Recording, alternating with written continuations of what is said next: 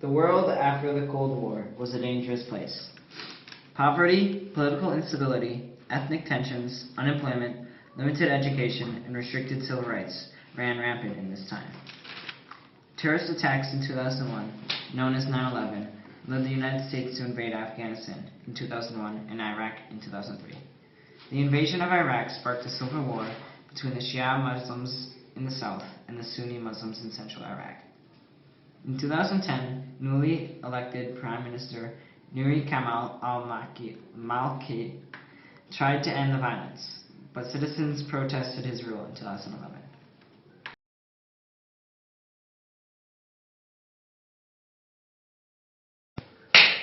President Ansar Mubarak was a brutal dictator in Egypt. Most of Egypt's young citizens protested his rule, using social websites like Facebook and Twitter to organize protests.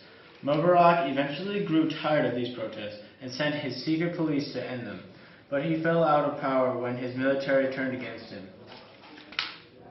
In Libya, citizens protested the rule of Colonel Muammar al-Gaddafi when Gaddafi used force against the protesters. The UN votes to approve military action. In March 2011, American and European forces began sending air raids to Gaddafi's regime. Rebels took control of Libya's capital, Tripoli, and assumed full power when Gaddafi was killed in October of 2011. Ivory Coast. When it became a country in 1960, the Ivory Coast was seen as a place of religious and ethnic harmony. But after a violent civil war broke out in 2002, this area has been stricken with destruction and poverty. Christians in the south were fighting Muslims in the north over religious reasons. India.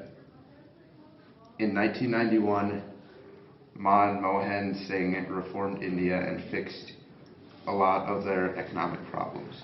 The economic growth didn't prevent the religious disputes between Indian Hindus and Pakistani Muslims.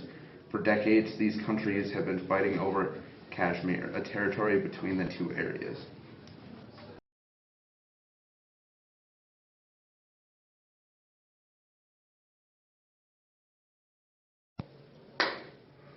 Poverty, illiteracy, unemployment, and political corruption have led to the infamous drug war in Mexico.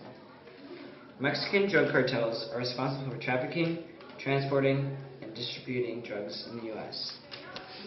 These drug wars have led to the U.S. border, Mexican border, being a very violent place.